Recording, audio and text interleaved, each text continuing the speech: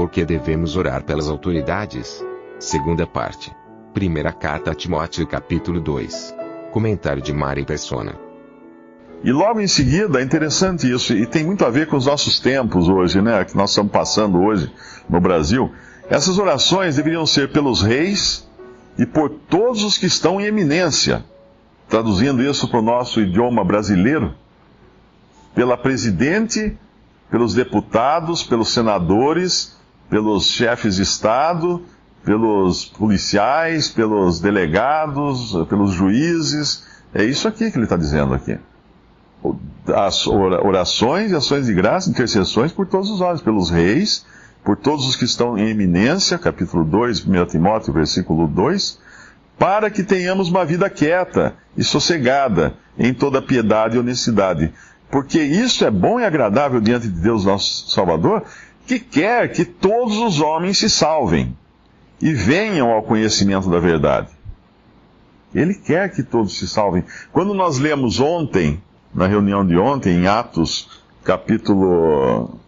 O irmão Pisinato até falou sobre isso, no capítulo 24 de Atos, quando Paulo se dirige a Félix, capítulo 24 de Atos, versículo 10. Paulo, porém, fazendo-lhe o presidente sinal que falasse, respondeu: porque sei que já vai para muitos anos que desta nação és juiz. Com tanto melhor ânimo respondo por mim. Aí ele começa a defender a sua causa perante Félix, mas com todo o respeito diante de Félix. Ele havia aprendido uma lição um pouco antes, no capítulo 23, quando o sumo sacerdote, no versículo 2, mandou aos que estavam junto dele que o ferissem na boca. Mas Paulo lhe disse: Deus se ferirá a parede branqueada. Tu estás aqui assentado para julgar-me conforme a lei, e contra a lei me mandas ferir? E os que ali estavam disseram: injurias o sumo sacerdote de Deus? E Paulo disse: não sabia, irmãos, que era o sumo sacerdote, porque está escrito: não dirás mal do príncipe do teu povo. O Senhor nunca precisou fazer isso, mas Paulo precisou se retratar, porque ele não sabia que era o sumo sacerdote. E ele tratou de maneira ofensiva o sumo sacerdote. E aqui, será que Paulo sabia que Félix era um corrupto? Provavelmente sim. Porque no versículo 26, fala de Félix esperando ao mesmo tempo que Paulo lhe desse dinheiro para que o soltasse, pelo que também muitas vezes o mandava chamar e falava com ele. Sim, era um corrupto, era um governante corrupto. E Paulo faz o quê? Trata mal a ele? Não. Paulo respeita, porque ele era uma autoridade instituída por Deus. Não existe autoridade que não seja instituída por Deus. Aquele que se opõe à autoridade, se opõe a Deus. Isso fala, eu acho que é em Romanos 13, se não me engano, né? O que se opõe à autoridade, se opõe a Deus. Vamos, acho que até abrir lá, Romanos capítulo... Será que é o 13 ou é o 10? É o 13.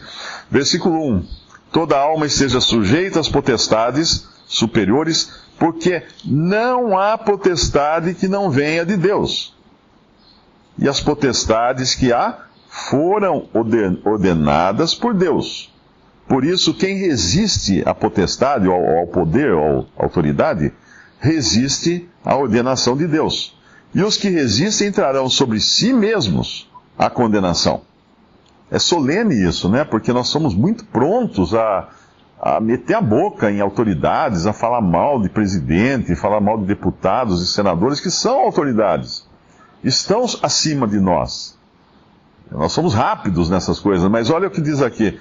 Quem resiste à autoridade, à potestade, resiste à ordenação de Deus, e os que resistem trarão sobre si mesmos condenação. É apontar a arma para o peito quando nós falamos mal de uma autoridade.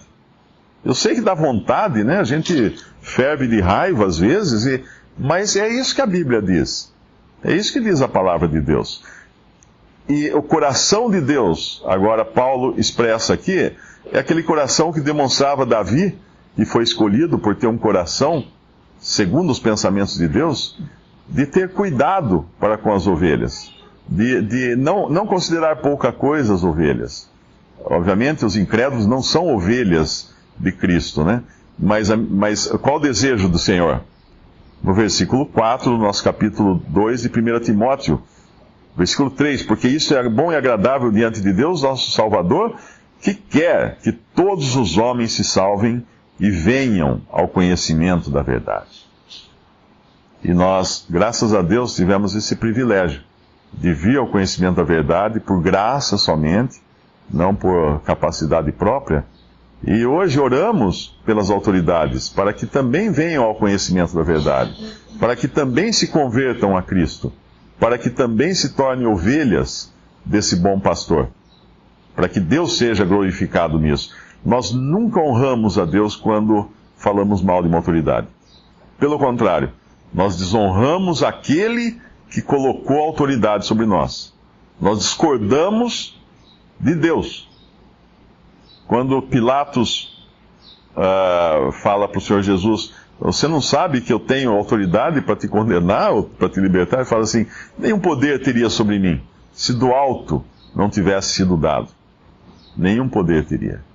Então até o Senhor se sujeitou a uma autoridade ímpia, um tirano, Pôncio Pilatos, mas ele se sujeitou, porque ele sabia que ali estava um homem que Deus havia colocado, dado poder a ele para governar. E assim era o papel dele, como um servo obediente ao Pai, sujeitar-se também àquelas autoridades que tinham sido instituídas por Deus. O versículo 6 fala isso, né? O qual se deu a si mesmo em preço de redenção por todos. Um exemplo ajuda a ilustrar isso.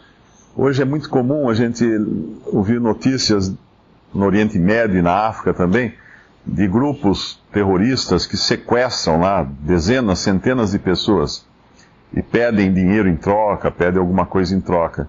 Supondo que um governo aceitasse pagar pelo resgate daquelas pessoas, ele mandaria lá, sei lá, $1 milhão para resgatar aquelas 100 pessoas.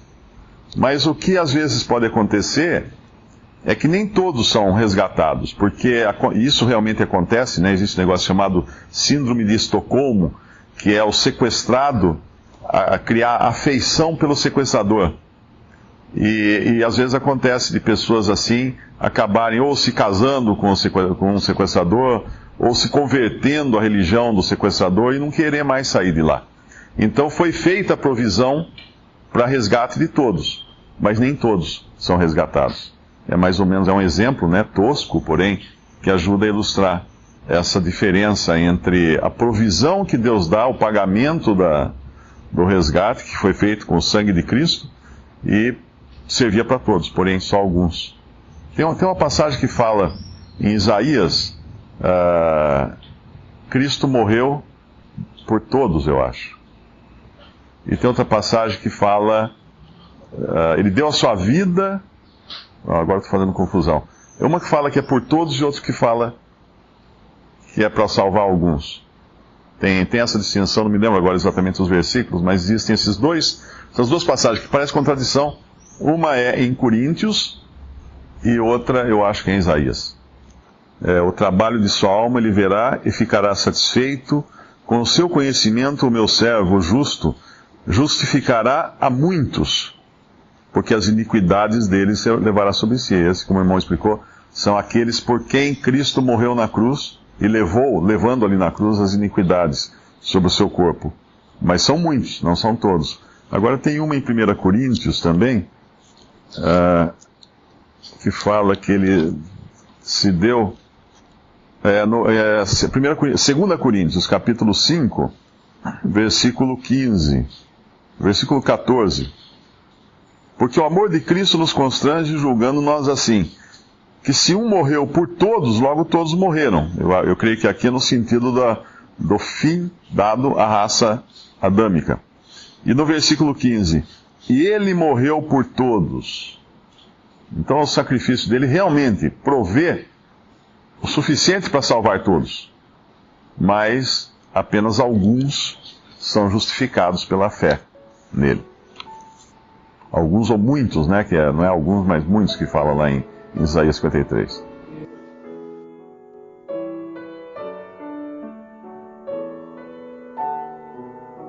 Visite respondi.com.br. Visite também 3minutos.net.